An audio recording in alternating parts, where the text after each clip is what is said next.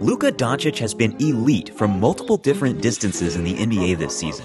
He's number 2 in the league from beyond 25 feet, and he's also 6th in the league from 5 to 10 feet. In case you missed the other parts of this series, this jumbled mess behind Luka is 300 NBA players ranked by how effective they are scoring from different distances.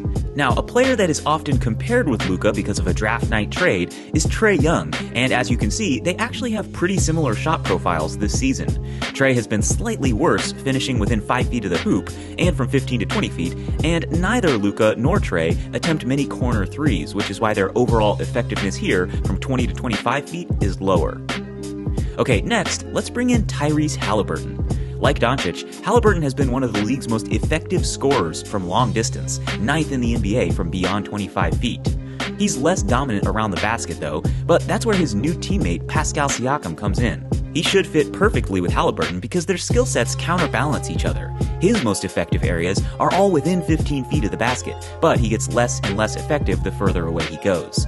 So I think Siakam will mesh well with the Pacers in general, but especially with Halliburton. But then briefly, here's one more Pacer, Aaron Nesmith. And you can see why he's been such an important player for Indiana since they acquired him. He's one of the league's most deadly corner three-point shooters, and I think those three should have good chemistry together. Okay, now I want to consider some players with contrasting skill sets. First, here's the Rockets big man Alperen Sengun. He's having a breakout third season, due mostly to his dominance around the basket. He's in the 90th percentile from every distance within 15 feet. He's 7th in the NBA around the basket. But then we can contrast Sengun with Taurean Prince. He's been concerningly vital for the Lakers this season. He's 3rd on the team in minutes played. And the big reason why he's been so important is that, like Nesmith, he's taking a ton of corner threes. He's 5th in the league in attempts from the corner. Next, here's some more contrasting skill sets. First, it's Kyle Lowry with the Miami Heat. As a 37-year-old, you can see how Lowry's limited athleticism has rendered his effectiveness around the basket pretty much null and void. But he gets a little bit more effective the further away from the basket he gets. On the flip side though, here's Jarrett Allen. He's having a solid season for the Cavs, and he's basically the opposite of Lowry, most effective around the basket as you would expect, but he gets less and less effective the farther away he goes. Okay, now let's consider some overlapping skill sets.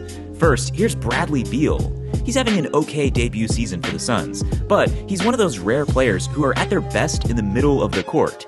He gets less and less effective the closer or farther from the basket he gets. Another player like that, Cam Thomas. While Beal has been best from 15 to 20 feet, Thomas has been elite from 5 to 15 feet, 90th percentile from both of those distances. But like Beal, he's at his least effective closest to the hoop and farthest away. Finally, I want to finish with some young, talented guards. First is Tyrese Maxey. He's having an excellent season, obviously, and he's kind of the opposite of Cam Thomas and Bradley Beal. He's at his best finishing around the basket and from long distance, beyond 25 feet. Frankly, that's the preferable shot profile because those two distances are the most valuable on the court. He's actually the 4th most effective scorer in the NBA this season on these long-range three-pointers. But then here's Emmanuel Quickley, now with the Toronto Raptors. He's a little bit better than Maxey from some of these mid-range zones, but he's really ineffective around the basket. He doesn't finish there very often, and he's pretty inefficient relative to the rest of the league when he does. If he can improve there, it would take his game to another level. But then let's bring in one more guy. Here's Kobe White. He's been having a fantastic season for the Bulls. He's a little bit more consistent scoring from different distances on the court than Maxey or Quickley. He's in the 60th percentile or better from every distance on the court. He's been excellent from beyond 20 feet, and he's the best of these three specifically from that long 2 or short 3 range of 20 to 25 feet.